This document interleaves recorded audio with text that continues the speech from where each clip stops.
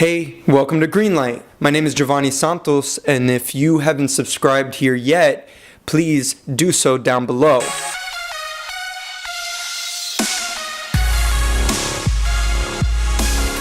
Today on DVD Film Discussion, we're talking about Transformers, cheating shots, and planning action scenes. The first thing that I kind of want to say here about Michael Bay is that, you know, as much as everybody's trying to figure out still about Michael Bay, and that it seems like everybody's still trying to figure out, you know, whether or not he's an auteur, you know, which is irrelevant now. The guy's a commercial man, and yeah, he's kind of like an auteur on his own, especially nowadays. I mean, there's directors like Chris Moore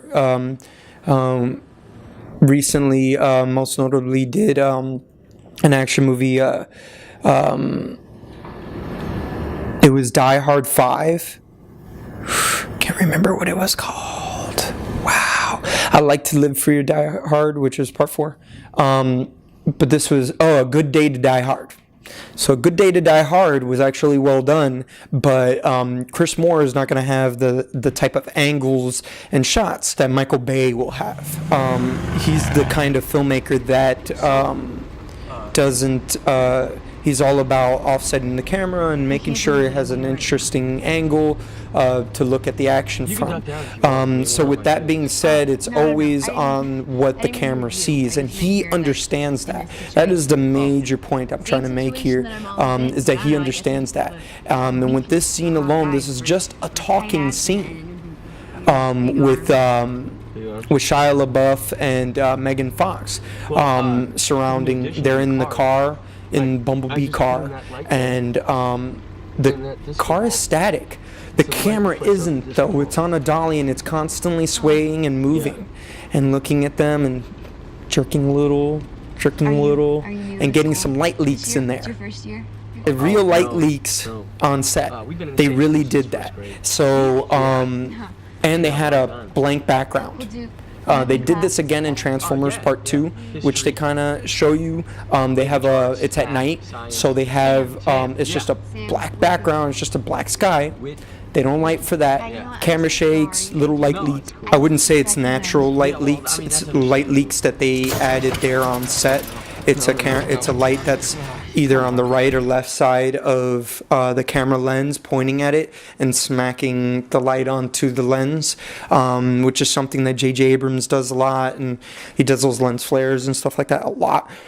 You can get them online on YouTube and find a bunch of them. So if you don't know how to make one or didn't make one and you need one right away, you can use that and then key it to whatever it is you need, car passing by or something, lights and stuff like that. So with this being said, with the bland background like that with the white, they also did it with the black one in Transformers Part 2, but they had a line like a little farther away so it can blur out of like lights, and it was orange because it was nighttime. So like the street lights look a little orange and stuff like that. Even though they're changing now, everything is LED and all that stuff with the street lights. I think it depends on the movie and what they have there. But if you're doing this artificially, it depends on what year, because by the time like, you know, another 10 years from now, it may not look that way.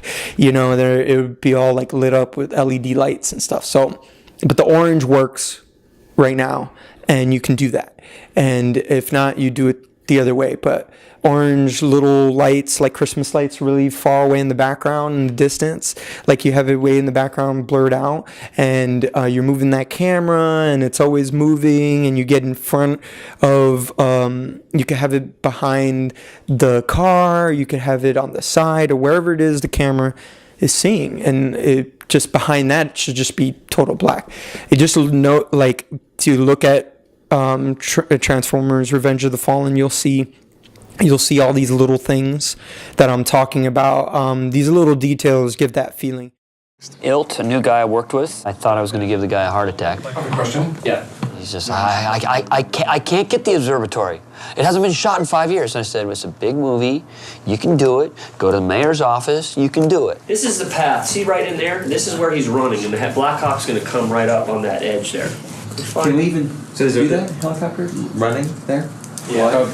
Climb? Yeah, it should be okay. But I can't get the bridge with 4 helicopters underneath. I said, you could do it. Go to the mayor's office. It's a big movie. We're keeping this film down in California. We structured the budget in order to keep it in the United States, which is not to say that the movie couldn't be made elsewhere. It's just, I think, easier and more comfortable for Michael to have, a crew around that he's used to. Hey, Dave. Yeah. I think we'll let them fire this way so you can whip. You guys handheld. You can at least kind of like in here, keep it like, you know what I'm saying? I actually cut my fee so that I can shoot here with my crew that knows how to shoot fast and is good on the fly. Between that and sound, your illusion is sold. So that's one way of cheating a shot, and Michael Bay does this a lot, including with Victoria's Secret commercials and stuff like that. So moving on is planning. So another thing is when you're doing action, this is a major thing here, is you want to plan everything when you're doing action scenes, including a running scene, and you're going to have to plan it anyways, even if it's a run and gun micro budget shoot. If you're doing like a quick chase scene down an alleyway, yeah, you're gonna have to plan it there. You're gonna have to know that in the back of your mind, you're gonna have to plan at least an hour or two before the actual shooting of just straight planning the shot and working it out. So meaning you're just going to do it over and over and over again for about an hour or two until you basically get it. But you just do it over and over again, maybe not that one shot, just do different angles. If anything, if you're doing run and gun, you have no choice. You don't have much time in this location or whatever, what have you, this is a type of thing where, it could really like save you at the end of the day. Pre-planning it. Show up to your locations days before and walk through it. Think about it. Really visualize it. If you're a filmmaker, you're a visual storyteller, because I say if on that because people are like, could be more Quentin Tarantino oriented with dialogue. They could write characters like myself very well, but I can't do that. I can sit here and jibber jabber very easily, especially now, and quote unquote talking to myself, in comparison to actually writing it out, which is something I've been, messing with a lot. So I've been messing with that with my writing. I'm always trying to experiment and go, a step further with my filmmaking, and always challenge myself and get better at parts that I'm not good at. So that's more of the way I'm doing things, I guess. When it comes to art, you kind of just got to go feeling off the cuff, because if you go towards a route that somebody else says or how I say it, it's not going to be for you, So these are just things, these are ideas that I'm giving you to get them in your head so you're able to think about your projects in a different way, think about them in a different light. It'll stick there in the back of your mind somewhere, because of the inspiration that you got from the filmmaker that you respect, either from me or from these guys, which is why I'm doing it, because I have that feeling towards them. I love Michael Bay growing up. He was an easy filmmaker to get into real quick because of the way it was shot and stuff like that. Between him, Martin Scorsese, and P.T. Anderson and David Fincher, angles is a big thing for me.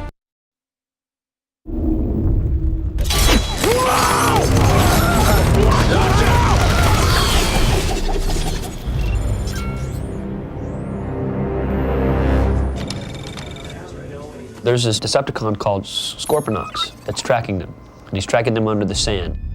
It's Jaws, but it's in the desert. And we were actually looking through one of the books of all the characters, and we kind of went to, hey, there's a scorpion in the desert. And Scorponok is perfect too, because he's also sort of different than the other Decepticons. He doesn't particularly turn into a vehicle or whatever. His form is very much about the environment. The scorpion is great for the desert, and it's sort of a good, shout out to the fans of like Beast Wars, and some of the incarnations of Transformers are a little bit more animal-based than vehicle-based. In pre-production, they built all these animatics, so they know anything that has a lot of of actiony stuff, or there's Transformers coming through, or you're being chased by one, or whatever it is, they have these animatics built, the computerized sort of animation of the scene before they even shoot it. Scorponok was one of the ones that we, in the department, animated completely in 3D. I wanted to have the notion of these components from the Sea Stallion helicopter, which is basically what he is birthed from. So he has these kind of Sea Stallion helicopter components to him, and the turbines for his hands, and I wanted to see how these things could turn and how that he could dig in and then shoot the sand out the exhaust, and all those things we developed in the department because we thought it was just a bitchin' looking scorpion.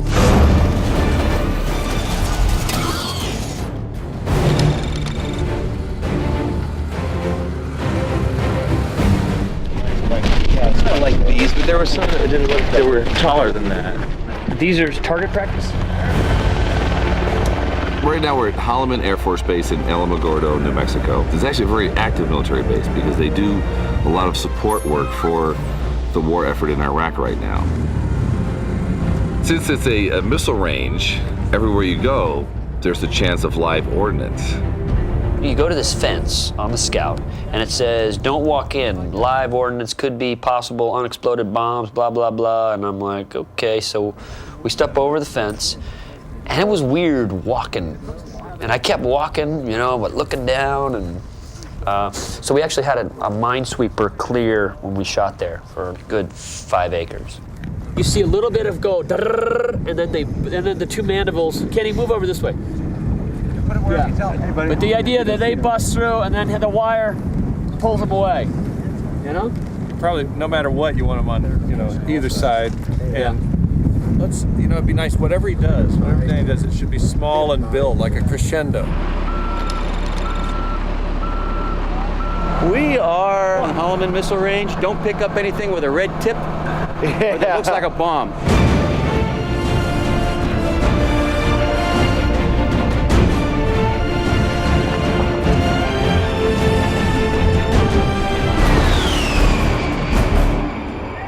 I'm gonna light this town up, baby.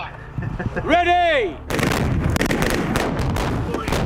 In Mexico, we all had a really good time. We blew up hundreds and hundreds of pounds of black powder and thousands of feet of primer cord. So there's where I told you about wetting it down. The chunk. You see the chunks in there, Michael? That's good. We had primer cord, which can take down a tree or destroy a car. It's a little like rope-like explosive. I had them lay out like 200 of these strands so that they can fire it on a millisecond thing where it's like, it makes it look kind of like a wave coming at you. They put the high explosives on, then they put just carpet on top of it, and then they put sand on top of the carpet. And when this was ignited in a sequential order, the carpet just lifted up and it bounced the sand high enough. And it gave Michael the exact look that he wanted. Hands up! Cut. How was that, Dave? Pretty good. Huh? Good. Were you still in it when it was falling? Yes, sir. Oh, good. Thank you. There were a lot of bombs, a lot of explosions, a lot of strafe hits. There were people flying through the air. We had guys on ratchets.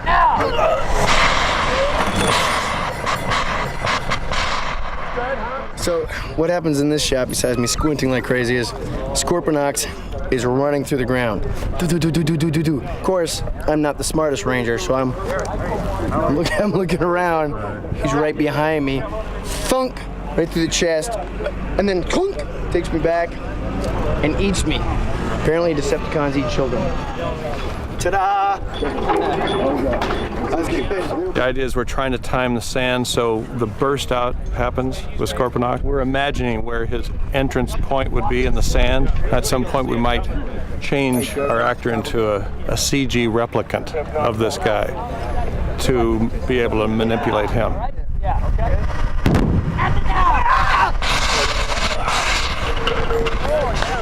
That was cool. That was cool.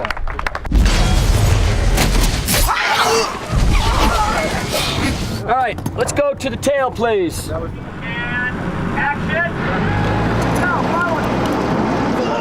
Michael wanted a Scorponok's tail slithering through the sand. We just made a whole track right out of plywood where it actually had a groove in it. They put the lightweight plastic down, and then you put a razor blade in front of it, and as Scorpion is going through it, it just cuts that path. Anything, anybody? Something, little piece. All right, guys, I'm going to show you an animatic of what we're doing.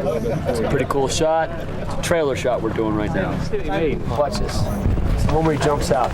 So I need you running. It's right on you. You know what I'm saying? So you've got to have that in your faces.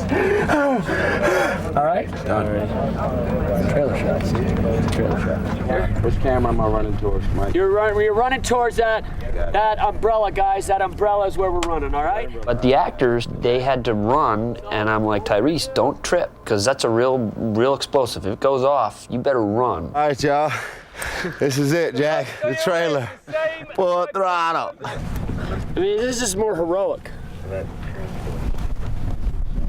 You know? Action! That fear on their face was them being real.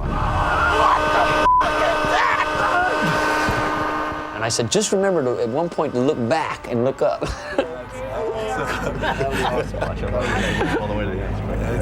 Were you still screaming? Oh yeah, you better believe it.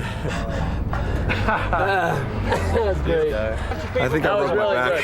good. Did you get anything? That's how we do it, baby.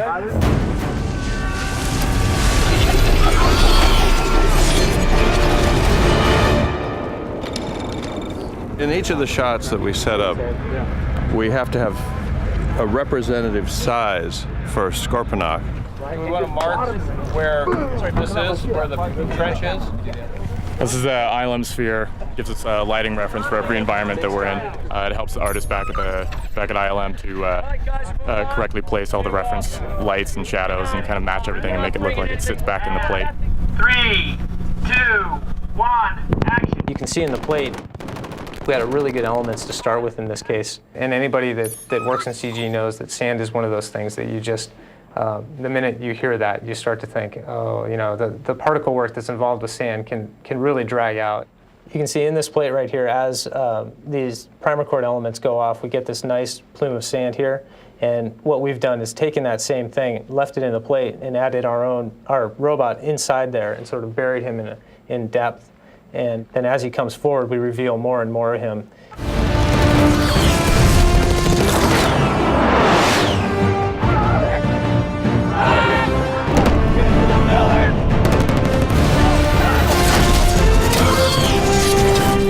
Oh, what is that? You know, it's not a bad job. I hope you guys really enjoyed this episode of DVD Film Discussion. Since this is being about Transformers, it's kind of quick. Not sure if this is going by kind of fast, this episode, but I hope the information serves you well. And please don't forget to subscribe. Just tell me in the comments below any Michael Bay movies you like or want to explore a little bit more. One of my favorites is The Rock.